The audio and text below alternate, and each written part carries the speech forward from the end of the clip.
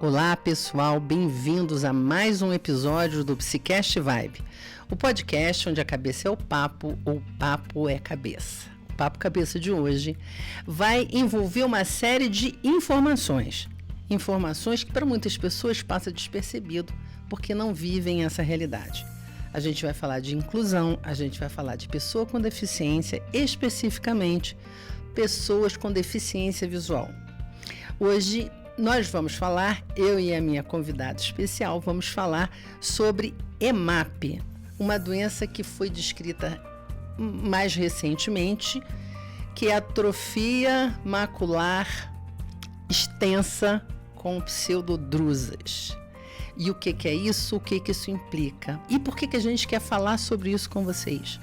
Porque a gente precisa que as pessoas no Brasil se conscientizem mais sobre como garantir acessibilidade para pessoas com deficiência, e nesse caso, todas as deficiências. A gente vai falar da nossa, porque eu acho que muito pouca gente ouviu falar sobre isso. Então, é uma honra e uma alegria convidar a Lu Garcia, que é membro fundadora, né, da ONG do EMAP. Né? O EMAP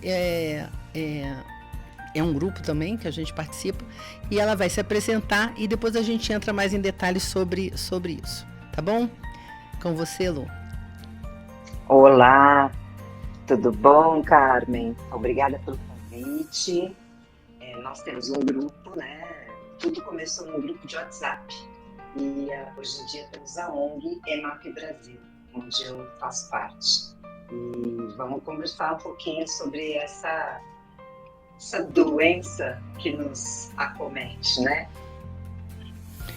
Uma doença que, por exemplo, no meu caso, tem 11 anos. Em 2014, eu acho que eu já cheguei a falar aqui num podcast sobre PCD,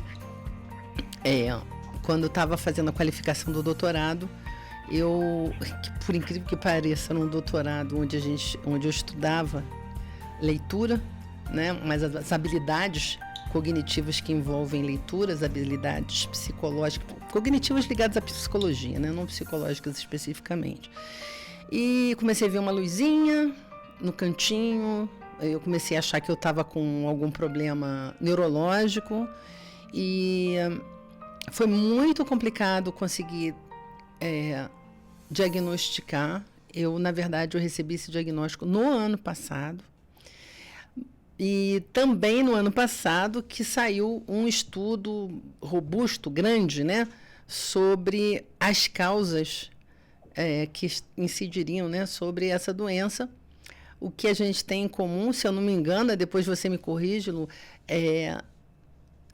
quase todo mundo, pelo menos até onde eu vi, todo mundo teve febre reumática, né? E aí, fala um pouquinho sobre isso, porque eu vi o estudo, né? Conversei com a minha oftalmologista, doutora Olivia Zin, doutora Juliana Salum, a doutora Juliana Salum em São Paulo, né? Que me indicou a doutora Olivia no Rio, mas ela também supervisiona. E aí, depois de fazer um exame genético, a gente chegou à conclusão que realmente era outra coisa. E como é que é isso, né? Então, a EMAP é uma doença nova. Ela foi descoberta na França, se eu não me engano, em 2009, tá? E eu tenho sintomas desde 2017, mas eu achei que fosse uma catarata aparecendo, né? Eu comecei a ter dificuldade. A gente começa, né? Agora que eu estudei bastante sobre EMAP, a gente começa com cegueira noturna. Né? A gente começa a ter dificuldade para dirigir à noite, para enxergar as coisas à noite, em restaurante com luz com menos luz, eu tinha dificuldade de ver o cardápio. Então eu comecei a notar essas coisas e eu achei que era catarata, assim como a grande maioria, né, acha que é catarata. E fui deixando que meu oftalmo falava que era uma catarata precoce, começando, eu tinha 50 e poucos anos, hoje eu tenho 59. E caía nas costas da catarata. Até que eu falei, chega, né? Eu comecei a ter dificuldade de dia também para dirigir. Eu falei, não, vou pegar a catarata. E fui um especialista em catarata Ele viu alguma coisa na minha retina, me encaminhou para o retinólogo, e o retinólogo bateu o martelo que eu tinha EMAP. Isso foi em junho de 2024, ano passado. E daí foi uma bomba, porque eu falei, o que é isso? A princípio era uma catarata que eu ia operar e nunca mais ia usar óculos na minha vida, porque eu sou míope, né? Eu achei que eu nunca mais ia usar óculos. E de repente cai no meu colo o diagnóstico de uma doença rara, desconhecida, portanto, né? Sem tratamento e sem cura. E que eu ia perder toda a minha visão central. Foi um choque, né? Mas daí eu saí de lá, achei o nosso grupo do WhatsApp, comecei a entender, comecei a me aprofundar mais, né, no que era doença, fui para médicos em São Paulo, porque eu sou de Campinas, né, interior de São Paulo, fui para médicos em São Paulo, e comecei a entender e a me aprofundar e vi que realmente 90% das pessoas que têm EMAP tiveram febre reumática e tomaram benzetacil, né, que até hoje é o tratamento para febre reumática, né, que também era chamada de reumatismo infeccioso, reumatismo no sangue, né, antigamente. E 90% das pessoas tiveram contato com o estreptococcus da febre reumática. Então, pelas pesquisas que estão acontecendo, né, eu já estou participando de 2 pesquisas em São Paulo, uma é da doutora Juliana Salum, outra é da doutora Sung, e as duas levam a crer que é uma doença autoimune e que talvez tenha relação com o estreptococo da febre reumática, e não a benzetacil. Mas tem médicos que acham que tem a ver com a benzetacil, então não se sabe nada ainda. Ainda é uma incógnita. Eu acho que tem mais a ver com estreptocócico do que com benzetacil. O troço vai lá 1.500 anos depois fazer esse efeito, eu acho esquisito, mas quem sou eu, né? Pelo que se discute, né, que a gente ouve dos médicos, é que o estreptococo que causou, só que ela desenvolve depois dos 40 anos, 40, 50. A faixa etária é entre 50 e 60, mas tem gente com menos de 50, né, no grupo mesmo a gente tem a Ju que tem 37, e tem gente com mais de 70, mas por quê? Essas pessoas mais velhas, elas foram diagnosticadas com o DMRI. Sim. Então, é um diagnóstico errado, porque a DMRI seca é muito parecida com a EMAP. Né? Ela tem diferenças que a gente vai falar daqui a pouco, mas os médicos, até pouco tempo, ainda hoje, tá? Ainda hoje, que a EMAP já está um pouco mais difundida, muitos médicos confundem e dão um diagnóstico de DMRI. E principalmente se a pessoa tem mais de 60 anos, porque a DMRI acomete pessoas acima dos 60. Quando é abaixo dos 60, é mais fácil diagnosticar com EMAP. É interessante que quando foi na véspera da minha qualificação que eu tive o diagnóstico. Então, eu fiquei perdidinha e tinha que fazer uma apresentação para a banca. E aí eu saí, depois da apresentação, uma das pessoas da banca falou comigo que o pai dela tinha DMRI, porque era, a princípio, esse tipo de diagnóstico, mas que ia demorar muito, porque demorava muito para a pessoa desenvolver. Eu falei, beleza. Só que eu fui vendo comigo, no meu caso especificamente, era assim, ia ficando cada vez mais nublado, mais nublado, mais nublado. Eu falei assim, gente. Aí a doutora Juliana falou, você tem que parar de dirigir. Eu falei, não, eu tô enxergando. Até ela falou, olha, você vai levar um susto, depois você levar um susto. Enfim, o dia que eu levei um susto, eu parei de dirigir mesmo, porque eu não vi um ciclista na estrada, não aconteceu nada, mas eu vi assim muito em cima da hora. Aí eu disse, não, eu não tenho mais condição de dirigir. E é isso. E olha só, é incrível, eu falo com as pessoas sobre EMAP, o que você tem EMAP? Cara, o quê? Aí vai olhar, bota no Google. Eu fui no médico agora, recentemente, que eu tive uma gripe, que eu tô com uma sequela aqui no tosse. Peraí que eu vou olhar. Então, tipo assim, é uma coisa muito diferente, né?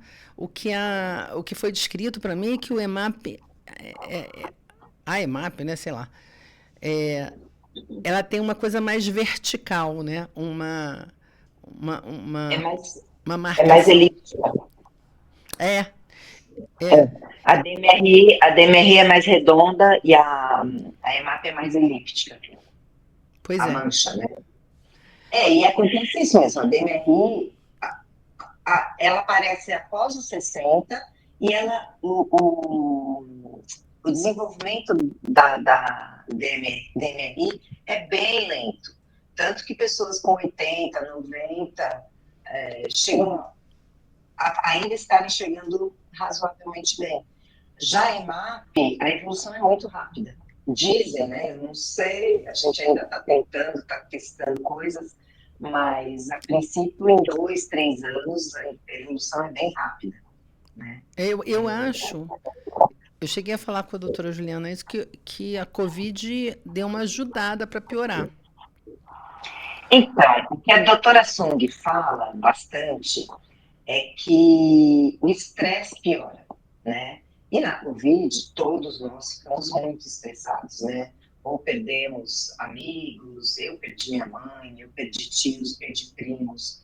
Então, foi uma época muito estressante para todos nós. Então, talvez tenha piorado porque o estresse piora a doença. Fora isso, dizem, né? A doutora Silvia, eu gosto dela porque ela fala muito que a gente enxerga com o cérebro, né? Então, quanto mais tranquilo estivermos, melhor a gente vai enxergar. Quanto melhor for nossa alimentação, melhor a gente vai enxergar. Quanto mais exercício físico a gente fizer, melhor a gente vai enxergar, porque isso dá uma acalmada, né? Deixa o organismo mais equilibrado. Uhum. Então, quanto mais equilibrado, acho que mais lenta é a progressão. Acho, tá? Tudo achismo. É, eu te digo que eu não posso te dizer que não foi estresse, porque foi muito estressante essa época em que, né, de defesa, de doutorado, enfim, várias coisas aconteceram na minha vida que eu acho que ajudaram, sim. Mas depois eu comecei a atribuir a outras coisas também. Por exemplo, monitores de computador. Eu percebi esse ano especificamente que eu fui fazer uma análise de resumo para um congresso que teve aqui. E eu estava analisando e eu comecei a perceber que depois disso deu uma piorada. Então, todos os monitores emitem luz azul, né? Então, eu peguei, comprei óculos anti-luz azul, comprei um monitor soft blue, botei proteção no meu telefone, no iPhone, que é uma ferramenta importante para a gente também. E outras coisas que a gente vai descobrir. Mas isso, assim, eu que acho, né? Então, tem muita coisa que a gente acha, porque a gente sabe muito pouco sobre isso, né? Não sei quase nada ainda. Pois é. Então, o que eu, assim, com relação à acessibilidade, né, Uhum. eu ainda estou enxergando razoavelmente bem, eu tenho 20/60, que é 30% de visão, né, mas eu tenho muita dificuldade com leitura, livros eu já não consigo ler, escrever eu já não consigo escrever, porque eu não enxergo o que eu estou escrevendo no papel, porque não tem contraste, né, Uhum. o que a gente sente primeiro é a cegueira noturna. Depois vem esse embaçamento, né? Daí a gente tem essa dificuldade de leitura. As letrinhas, para mim, se embaralham todas. Eu perco letra, né? Numa palavra, É. eu perco algumas letras, daí, como se eu estivesse aprendendo a ler agora. Então, eu ainda consigo ler no celular, porque o celular eu coloquei em contraste. O contraste para a gente é bom, né? Fundo preto com letra branca, ou fundo amarelo com letra preta, as letras maiores, que a gente tem essa possibilidade no celular. Então, eu fui atrás de acessibilidade. Estou fazendo curso de orientação e mobilidade para aprender a usar bengala, para aprender a mexer na acessibilidade do celular, do computador. Tem leitores de tela, né? Mas bengala para quê? Para poder me movimentar sem cair. Tem a bengala longa, né? Tem 3 tipos de bengala, de bengala longa. A bengala branca, que é para cegos, a bengala branca e vermelha, que é para cegos surdos, e a bengala verde, que é para quem tem baixa visão, que é para ter mais autonomia, né? Eu ainda não preciso usar, eu ainda me viro bem, mas mais para frente provavelmente vou precisar, para me movimentar. Porque eu não uso, é minha visão horrorosa, né? 2400. Mas você caminha sozinha, você não tropeça, como é que é? Não, Você se vira bem? me viro bem. Eu tenho uma periférica boa, não sei se é isso. Mas eu vejo degrau, eu vejo. Assim, a não ser que seja alguma coisa assim. Não sei. Nunca aconteceu de eu tropeçar, de eu cair, de eu não ver. Entendeu? Que bom. Não, é que a gente tem acessibilidade, né? Se for ver nas cidades, para quem usa bengala, por exemplo, teria que ter piso tátil em todas as calçadas. Quantas calçadas tem com piso tátil na sua cidade? Né? Aqui na Nada. minha Só tem buraco. Exatamente. Então, que o piso tátil, para quem é cego, é fundamental, porque ele põe a bengala e ele se direciona, para ele saber onde ele está na calçada, né? Para atravessar a rua. Sinal sonoro. Quantos sinais sonoros a gente tem aqui? Eu, na minha cidade, não vi nenhum até hoje. Também eu não ando muito a pé, mas né, eu veria estando no carro. Deixa eu te falar uma coisa, Lu. Você podia tentar colocar o microfone? Posso. Porque tá muito longe. Peraí. A gente estava tentando sem, mas eu acho que está ficando longe. Vamos ver. Ai, melhorou. Tá melhor? Ai, nossa, Melhorou? espetáculo. Não, estava falando de acessibilidade, né? Que eu acho que uma coisa que a ONG vai trabalhar bastante é brigar por acessibilidade, né? Eu acho que todo mundo tem que ter o mundo tem que ser acessível para todos, né? Então, piso tátil é fundamental, sinal sonoro é fundamental, e assim, eu e você não estamos usando bengala, mas eu já aprendi a usar. Quando precisar, eu tenho minha bengala, já comprei. Nossa, eu nem sei onde é que faz isso.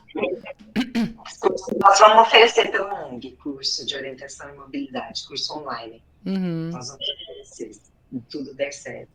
Então, falando sobre acessibilidade, eu acho que é uma coisa importante da gente conversar.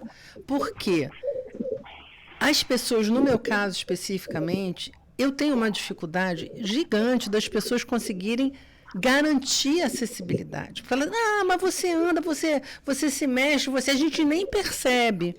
E aí, assim, por exemplo, o grupo, né, nosso, ele é todo de áudio. O áudio facilita muito. Eu sei que às vezes ele é bem chato para quem não tem deficiência, né? Mas para gente que tem, cara, é um inferno você botar o leitor em cima das mensagens, porque aí foi rosto mandando um beijo com os olhos de coração, rosto mandando um beijo com olhos de coração. Aí se a pessoa mandou 5, ele repete 5, o olho mandando, rosto mandando beijo, tem mão de pele morena aplaudindo. Então assim, ou então ele não consegue ler exatamente algumas coisas. Então facilita muito para a gente. E eu acho que as pessoas não conseguem, por exemplo, banco, qualquer lugar, gente, qualquer lugar, mas banco a gente nem vai mais, né? Mas, por exemplo, laboratório, que eu vou. Senha. Falei, olha, eu tenho baixa visão, não adianta você me dar senha. Aí, no início, eles falavam assim, pergunta para o seu colega. Eu falei, não vou perguntar para o meu colega, que tem direito à acessibilidade. Aí a pessoa fala, tá bom, então eu vou te falar. Então, assim, tipo assim, você tem que dizer e você tem que pedir. Não tem instituições... Olha, nos sites, raramente você vê qualquer coisa de acessibilidade. Sim. Você, por exemplo, entrei num curso de inglês online. Aí ele era todo... a maior parte das correções eram escritas. Aí eu falei, olha, eu não tenho condição de acompanhar desse jeito. Aí a pessoa fala, mas você já se inscreveu, agora você vai ter que pagar, vai ter que ficar um ano. Eu falei, bom, então vamos fazer o seguinte, você me garante acessibilidade que eu fico até para sempre. Acabou que eles me devolveram o dinheiro, porque não tem. E isso eu acho que é uma luta que a gente pode ter também na ONG, porque eu acho que é um sofrimento para todo mundo assim. Se você não tiver com óculos escuros, se você não for realmente uma pessoa que não enxerga nada, é muito difícil. E essa é uma cegueira parcial, né? Sim, Mas é é, isso. com certeza. Com certeza a ONG vai lutar por isso, por mais acessibilidade, porque, principalmente para quem tem baixa visão. Porque a gente brinca que nós, da baixa visão, ficamos no limbo, porque existem as pessoas que enxergam, as pessoas que não enxergam, e nós, que ninguém entende. Uhum. Ninguém entende que eu não enxergo, mas eu estou com o meu celular na mão. Mas por que eu estou com o meu celular na mão? Porque ele está em acessibilidade. As letras são grandes, eu tenho alto contraste, eu uso, no caso, eu tenho o Samsung, no caso do Samsung eu uso o Talkback, no caso do iPhone é o VoiceOver, que são leitores de tela. A gente Uhum. tem acessórios no celular que nos ajudam, né? Tem a própria IA, né? Tem o ChatGPT, o Gemini, que ajudam demais. Eu estou usando muito o Gemini, porque eu aponto para as coisas, ele fala preço, ele lê a bula, ele fala tudo para mim. Ele Ah, lê a eu nem sei receita. disso. É ótimo, Gemini. Você liga o Gemini e vou te mandar um tutorial depois no grupo que eu acho que você não viu. Você Não vi nada. aponta para uma receita, ele lê a receita para você, como você tem que tomar o remédio. Então, as pessoas não entendem, né? Realmente a gente fica no limbo. E essa coisa de laboratório, né? Realmente a gente não consegue ver a senha. Tem que ser falado, né? Você tem que saber o teu número e a pessoa tem que falar o seu número. Fora isso, a maquininha de cartão, touch, você não consegue. Isso, não dá. Não dá. Então teria que ser aquela tradicional, que tem os numerinhos, porque daí no 5 tem uma No bolinha. 5 tem a Você bolinha, exatamente. Você localiza os 5, você sabe o resto. Então, são coisas assim, básicas, mas que as pessoas não olham, porque as pessoas fazem as coisas para quem enxerga, né? Assim como faz as coisas para quem anda, faz as coisas para quem escuta. E esquece que tem gente que não anda, tem gente que não escuta, tem gente que não vê. Então, a ONG vai lutar por isso também. Eu trabalho com acessibilidade de um outro jeito, né? Porque eu trabalho também numa escola, eu sou psicanalista, mas eu trabalho em escola também. E a gente trabalha com acessibilidade para transtornos de aprendizagem, né? Ligados à aprendizagem ou de aprendizagem especificamente. E aí, eu acho que assim, é um contrassenso, porque assim, eu tenho um monitor com que desloca, né, aquele com suporte móvel, eu tenho aquela lupa que você bota um Windows mais, aí abre uma lupa e você consegue ver melhor. Aí, ali eu consigo ler, né? Eu fiz um curso de acessibilidade Do com Windows. do Windows, é. Foi bem legal. Para mim, me ajudou muito, muito mesmo. Eu, na verdade, uso mais a lupa para tudo. Eu ligo a lupa e assim, as pessoas já estão até acostumadas com o meu trabalho e tudo, que quando eu começo a ligar a lupa, posso tirar? Já sabe que é o Windows ESC ou Windows+. Isso me ajuda bastante. Mas eu acho que eu acho que é uma necessidade da gente lutar pela acessibilidade.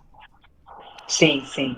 E tem os leitores de tela para o Windows também, né? Tem o narrador do Windows, tem o NVDA que lê. Tem assim, tecnologicamente a gente está bem cuidado. Agora, na vida do dia a dia, está faltando muita coisa. Por isso que você ficando. Por exemplo, eu trabalho basicamente online. Tenho pacientes presenciais, mas é uma parte online. Por quê? Porque é mais fácil para mim. Né? Bom, Sim, é mais fácil para todo mundo também, né? Porque de casa fica melhor. Né? Você não tem que sair, não tem que pagar estacionamento, gastar gasolina, pegar ônibus, sei lá. sim, Mas especificamente para mim é muito melhor. Né? E a gente vem observando o quanto há uma distância gigante entre o que você sabe sobre inclusão e o que acontece.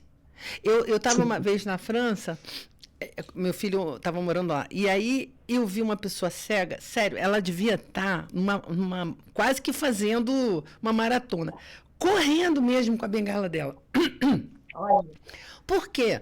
O chão era tudo lisinho, uniforme, não tinha nenhum risco dela cair, tropeçar, nada disso. Ela sabia qual era o trajeto, mas ela ia numa maior velocidade. Eu falei, gente, aqui a pessoa ia cair na hora. aqui as calçadas são todas esburacadas, né? Ou É difícil achar. irregulares, né? Né? Não vi o que você falou. ou irregulares. Ou irregulares, exatamente. Né? Então, assim, Então, é uma precisa batalha. de muita coisa. Muita coisa, muita coisa. A gente precisa trabalhar. Mas Mas o que, que a isso é gente tem, né? Porque eu acho que também é legal para quem vai nos ouvir, né? Que precisar dessas informações, né? A gente tem eu falo iPhone, mas os celulares com recursos, né? O iPhone ele tem uma característica que eu acho interessante, que você dá dois tapas nele, isso eu aprendi com acessibilidade também, com o curso. Ele abre uma lupa, e a lupa do iPhone é maravilhosa. Se Aham. você dar três tapas nas costas dele, ele liga o sistema de voz, voice-over. Então, é assim, eu tô andando e fico dando uns tapinhas nele e liga a lupa. Agora, essa de você poder apontar para me dizer onde é que eu tava ontem no Rio, querendo saber qual era a rua e não conseguia saber. Eu tinha que tirar foto, ampliar para saber. Não, depois eu vou te passar. Eu uso bastante o Gemini, né? Ele para mim está sendo muito bom. Claro que você tem que tomar cuidado, que nem tudo ele sabe, né? Uhum. Mas para ler coisas, ele descreve o ambiente. Então você chega num lugar, você mostra e fala: aqui tem uma mesa, aqui tem uma cadeira, tem um sofá, uma televisão. Ele descreve o lugar, né? Ele não descreve as pessoas, porque parece que, não sei, ainda não descreve pessoas. Mas tem um outro aplicativo que descreve pessoas também. É que eu esqueci o nome. Sinai, que Ah, ele isso eu descreve tenho. as pessoas. É, é bem legal também. E E até o esqueci Gemini dele. é livre também. O Gemini é livre. Eu aponto, falo, leia a página inteira. Ele lê. Eu viro a página, leia a página inteira. Ele lê livro para mim. Então, é bem legal. Olha, olha aí, eu nem sabia disso. Porque eu boto, por exemplo, no Kindle, aí boto o voiceover e ele vai lendo, né? Você vai virando a página, ele vai lendo. É, tem isso também. Mas, Tecnologicamente, a gente está bem assistido, né? Tem os óculos também. é, Agora que saiu o novo da Meta, né? Que ainda não usei, não experimentei, mas eu estou querendo experimentar. eu fui experimentar também na ótica, mas ele só tinha demonstrativo para você ver se ficava bom do seu olho. Aí eu falei, Ah, tá. não dá para saber como é que é, tenho até oportunidade de comprar mas fora, mas não vou correr o risco, né? Mas imagina, ele deve ser ótimo, né? Porque você olha e lê aí, né? Ele já vai lendo, né? Ele é a inteligência artificial total, né?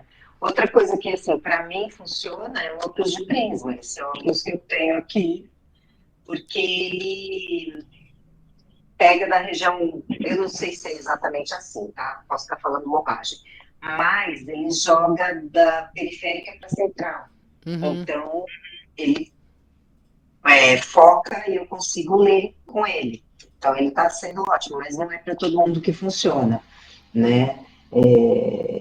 Tem alguns recursos. O que a gente precisa fazer é com que as pessoas entendam que existe a baixa visão. A baixa visão não é uma doença tipo miopia, hipermetropia, que você põe um óculos e sai É. vendo tudo. E não tem Não é. cirurgia, né?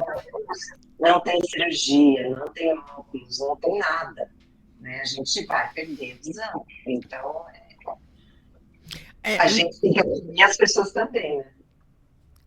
eu hoje estava pensando, né, quais são as saídas, né, que eu acho que a gente ainda não tem nada concreto, né? Se estava imaginando que fosse uma doença genética, e se fosse uma doença genética você poderia pensar em alguma coisa, mas não é, né?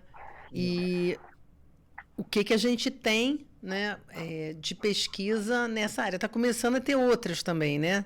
Você tem acesso a alguma? Sim, eu estou participando de duas pesquisas, uma da doutora Juliana, outra da doutora Sung. Tem umas pesquisas no Sul.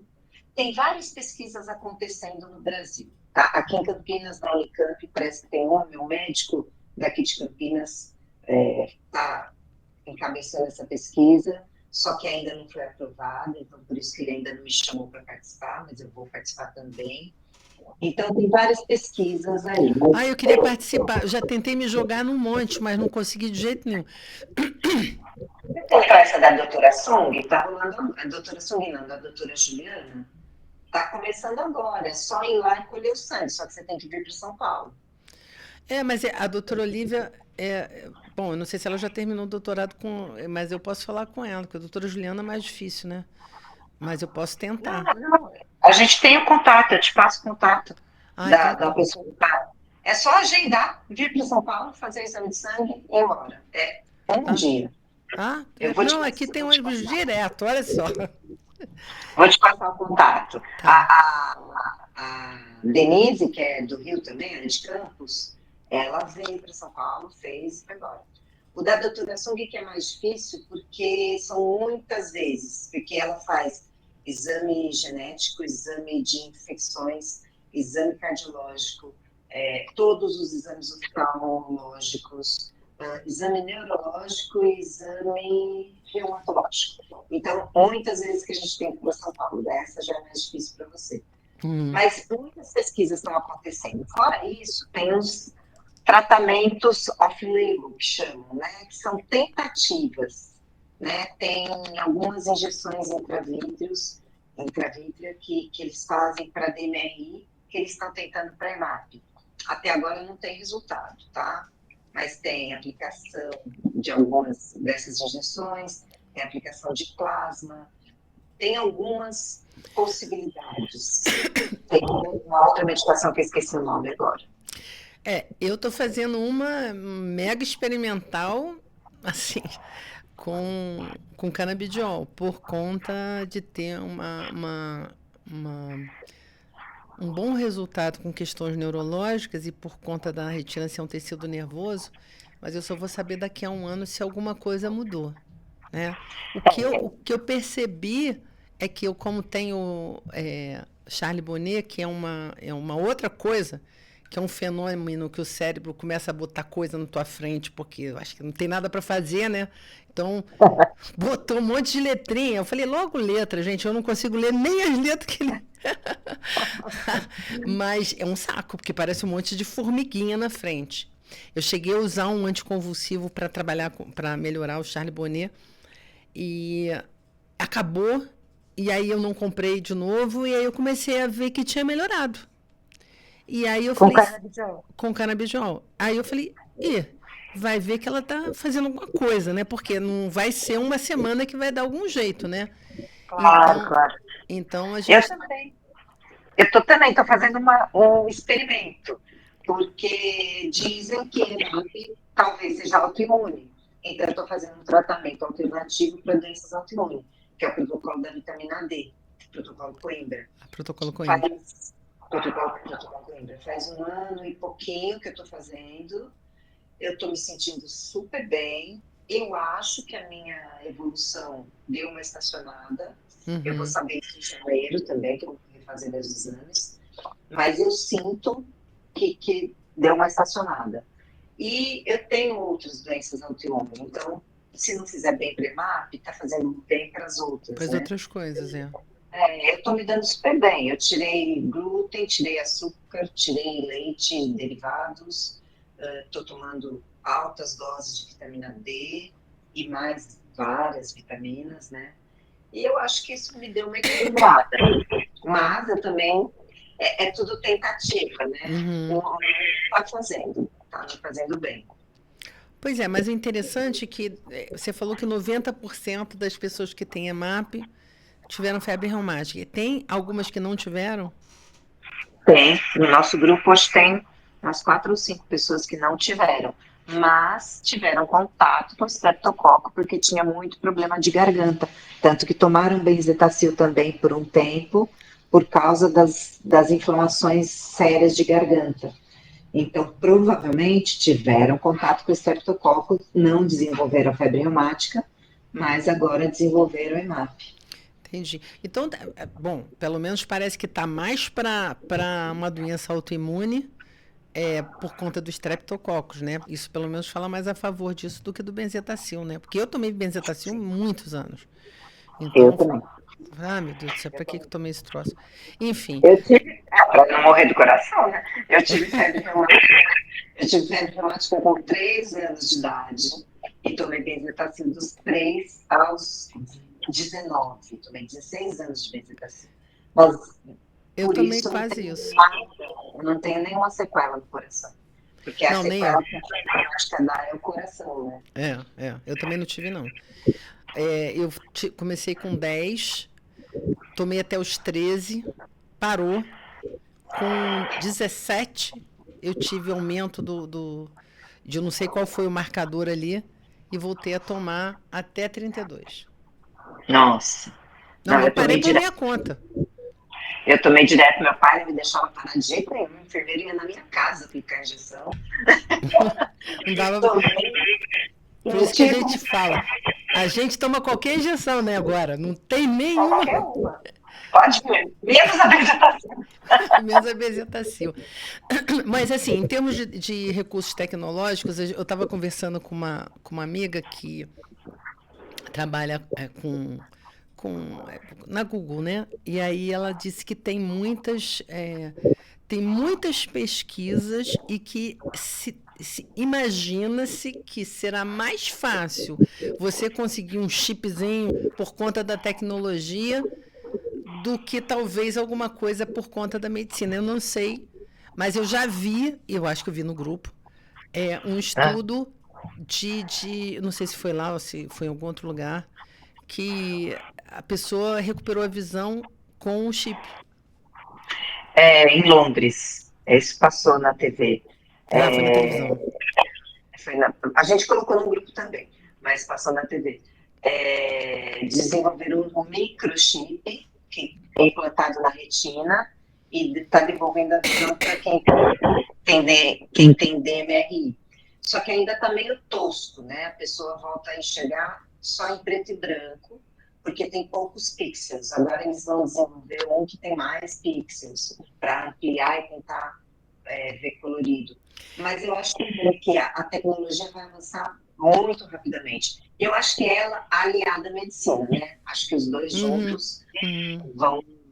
A gente vai conseguir alguma coisa rapidinho, se Deus quiser. Quando eu estava enxergando ainda direito, eu comecei a ver os estudos de retina e eu comecei a ver que a retina, cara, é uma equação matemática que o troço traduz para o cérebro. Um negócio complicado pra caramba. Eu não sei como é que vai para lá. Mas o negócio a informação vai para o cérebro, né? Ela traduz como se fosse um filme de uma máquina fotográfica, né? Ela funciona assim. E é isso que as pessoas perguntam, mas não tem um óculos, não tem uma cirurgia? Porque retina é uma coisa, por exemplo, para quem é diabético e fica cego, a retina, sei lá, acaba, né? Então, é que a retina, as pessoas acham que a gente enxerga com a íris, né? Que é essa parte da frente que a gente tem no olho. E não é. A gente enxerga com o cérebro mesmo. A imagem vai para o cérebro e volta através da retina, e aí que a gente enxerga. Se você vê a nossa logo, a retina, aqui é a íris. A retina é aqui atrás, é a parte de trás, que você não está enxergando, mas quem está assistindo está enxergando. A parte de trás do olho, essa mancha que tem na nossa logomarca é a mácula, né? É aí que a gente tem o problema. E é como se a imagem vai para o cérebro e quando volta, ela volta fragmentada, porque tem esse problema na retina, as tais das pseudodrusas, né? São sujeirinhas, como se fossem sujeirinhas na retina. Eu brinco, faz um aspirador de pó e tira essas pseudodrusas. A gente também tem essas drusas, né? Eu achei que não. Nós temos pseudodrusas. DMRI tem drusas. Nós, na verdade, acho que temos as drusas e as pseudodrusas. O que é? É complicado. É como se fossem sujeirinhas, né? São manchinhas na retina, né? Não sei se você conseguiu já ver o seu ACT lá no começo. Tem uma mancha nessa região da retina, uma mancha cheia de pontinhos, assim. Não, o meu parece um monte de bolinha.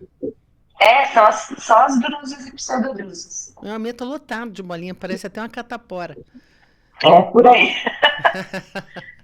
É isso. E assim, eu acho que o que a gente está falando e eu acho que é importante para as pessoas que estão nos ouvindo, que para quem tem essa doença ou qualquer outro tipo de deficiência visual, tem muitos recursos realmente. Mas a gente precisa ser atendido naquilo que hoje é uma legislação, né, desde 2015 está mais estruturada, que é a acessibilidade. Inclusão quer dizer isso, você tem que ter acessibilidade. E o que é ter acessibilidade? É que você possa ter os mesmos direitos e as mesmas garantias, né, de transitar, ou talvez de ler, ou de participar de alguma coisa, como uma outra pessoa que enxerga, por exemplo. Né?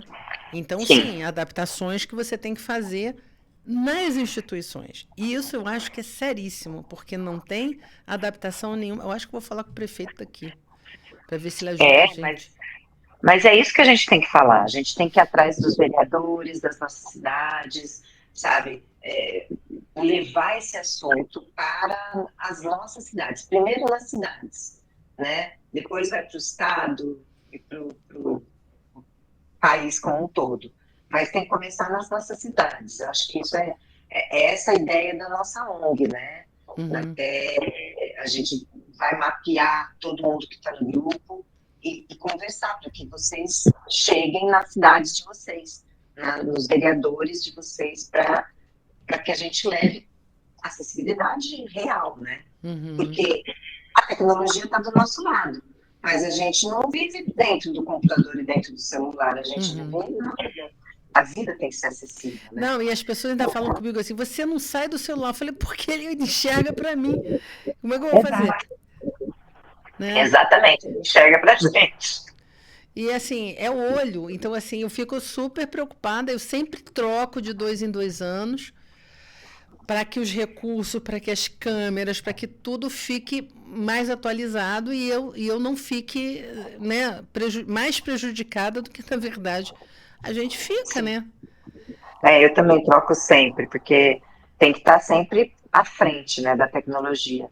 Pois Mas, assim, você trazer esse assunto para o seu podcast é muito importante, porque dá visão para a gente, né? Literalmente, a gente quer ser visto, e através disso a gente vai passar para mais e mais pessoas. É muito legal isso. E assim, a gente poder,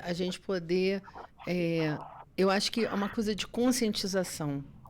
Porque quando você é minoria, aí você pensa em todas as minorias que existem no mundo. Não precisa ser só exatamente a gente, né?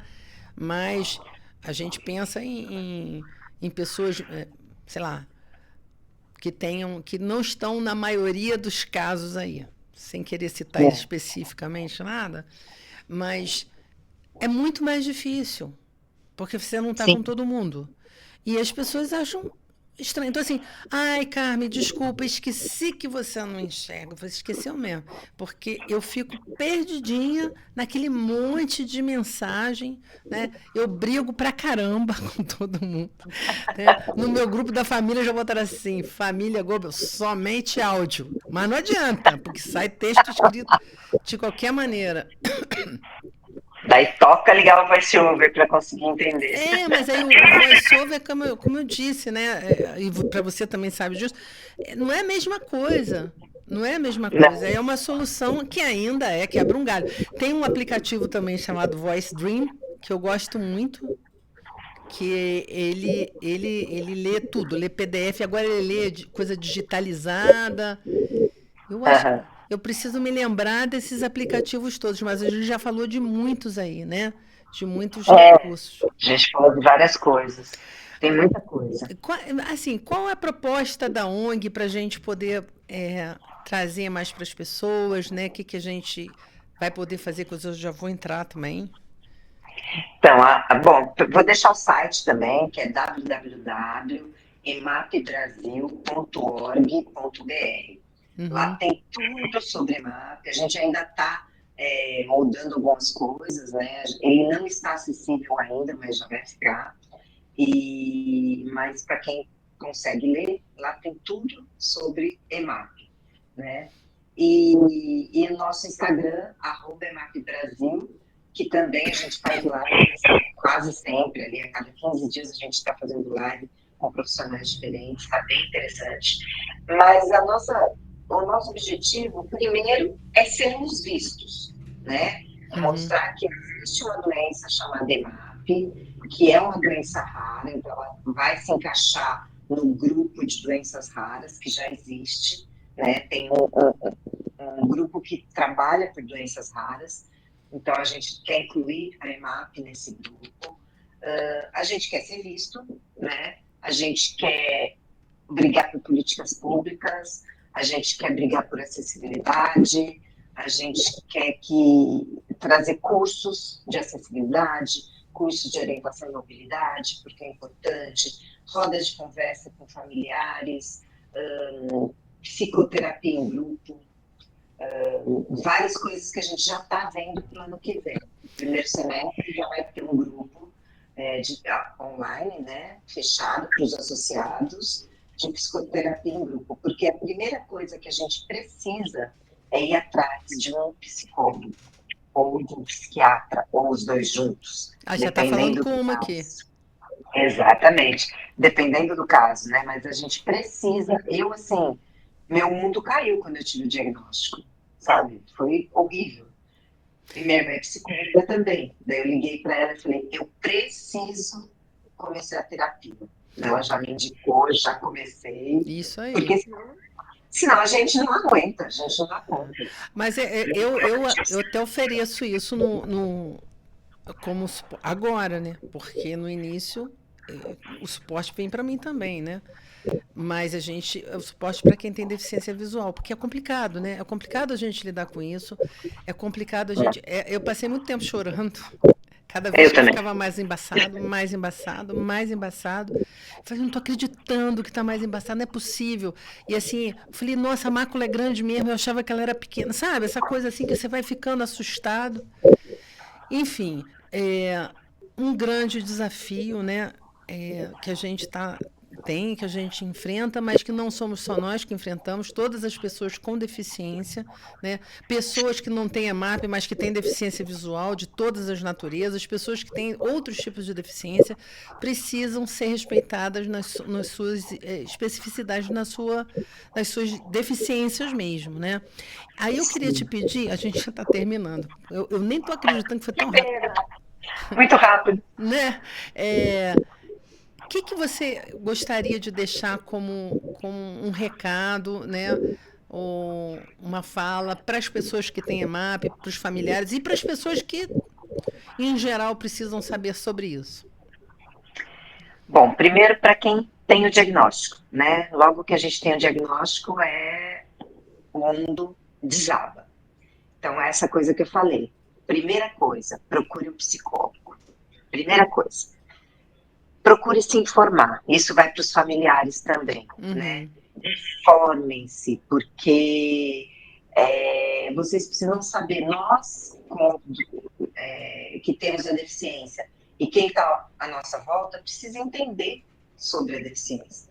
Então tem que se informar, entender o que é a doença, entender quais são os sintomas, entender como pode ajudar, né, essa parte da família, como pode ajudar para que tenhamos autonomia, né, não que tenhamos uma bengala, a gente precisa ter autonomia.